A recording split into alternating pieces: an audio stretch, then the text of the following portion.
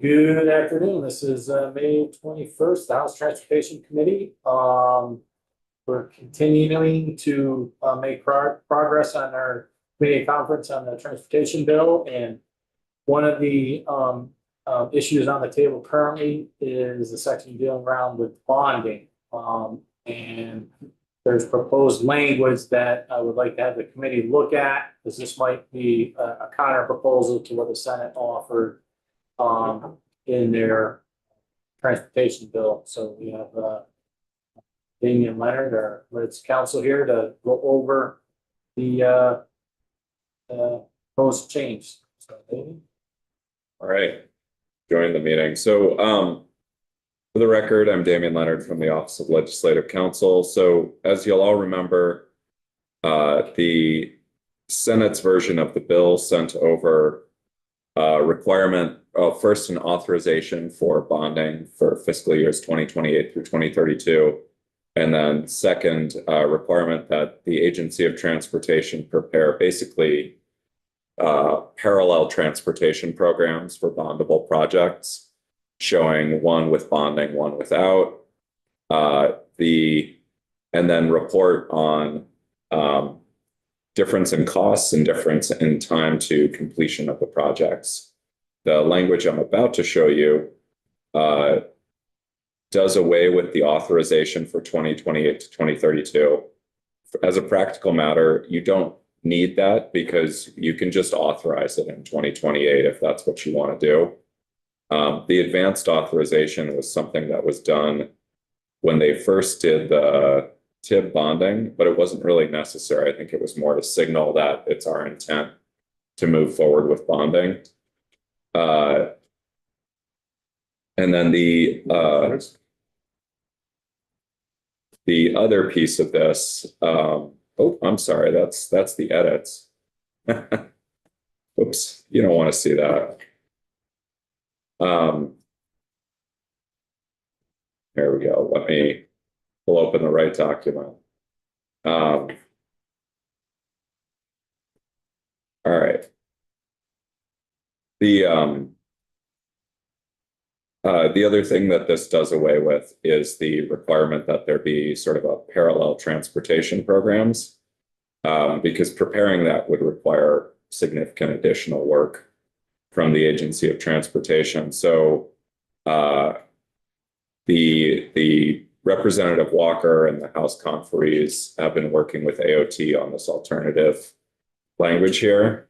And so what this would say is for the FY28 proposed transportation program, the agency shall report to the House and Senate committees on transportation on or after February 1st, 2027, regarding projects that are not proposed for the state fiscal year 2028 transportation program that are first, they're priority projects that are eligibly funded with bonds. So bondable projects have to have an expected life of at least 30 years.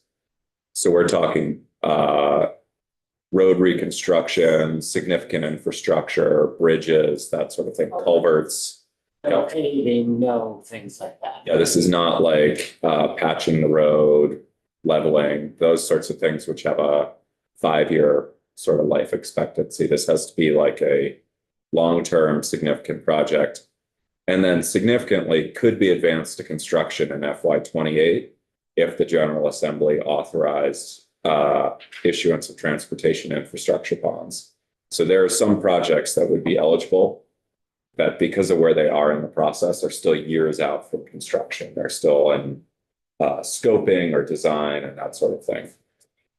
And then the report would have to include an analysis of the present value of the estimated cost if you pay using transportation infrastructure bond proceeds versus if you pay on a pay-as-you-go basis. The project schedules if funded with bonds versus on a pay-as-you-go basis, a review of historic transportation infrastructure bond usage, including debt service costs, so give you some historic perspective, and then a projection of future debt service costs and of the revenues necessary to pay the debt service.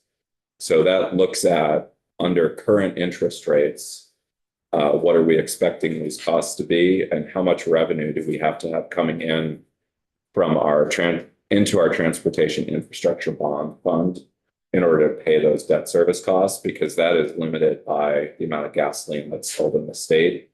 There's a TIB surcharge that's on each gallon of gasoline sold. One thing I would note that's just a little bit out of the ordinary here is that the proposed language is on or after February 1st, 2027. My assumption, and I would turn to the agency to confirm this, is that because of their workload, they don't want to have to submit it by January. And also because they may or may not have some information by then. Of course, if it's for the FY28 transportation program, you will need it within a couple of weeks of February 1st. Otherwise, it won't be actionable. So. So these won't be in the white book, although they might be in the white book for years out. And it doesn't say how many projects. So it could be 1, could be 25. Yeah. For the record, Michelle Boomhauer, Vermont Agency of Transportation.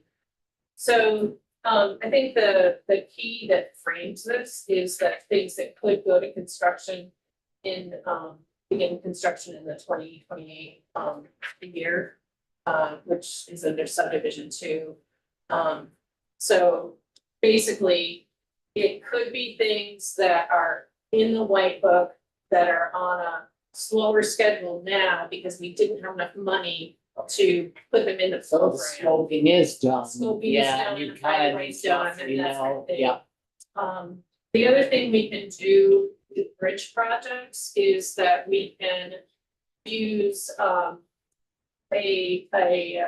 process that is I'm not gonna get the terminology right, but basically it's a process whereby we can bundle do a contract where we bundle a bunch of projects, and then it's the responsibility of it's a design build contract. And so there could be things that if we did them the traditional way, would not be ready to go to construction in 2028. But if we did them as a design build package, then we could advance them and begin spending them. And so they could be on that list as well. So it would be difficult to tell you how many projects would be on that list, but that's kind of the parameters that we would be looking at in terms of grading the list.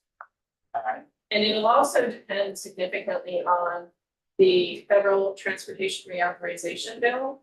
So not only is our schedules constraint in the program, but also the availability of federal funds to be able to move things forward, because we wouldn't want to be proposing a package of bridge projects saying that we didn't have the federal funds to use at the 80 or 90% level. That just wouldn't make any sense fiscally. Right, thank you. No, thank you.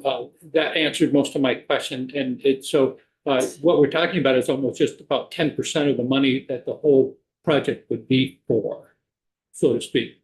Yeah. If you've got $100 million Yeah, but bridge if we project. have an $80 million bridge project that could start in, and if we had a number of those, if we had the federal funds and we had a $100 million bridge package, that's $10 million potentially. of So funding. this is a real leverage thing. Could be, Thank you. yeah, 10 or 20, depending on it's 80 or 90%.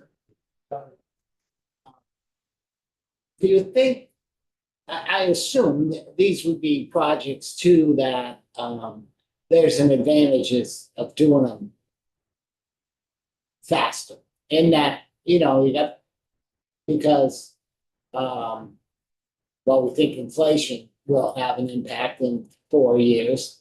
But also, I brought this up, there could be a resiliency project or something like that, hey, this could save money too, or fixing the bridge sooner.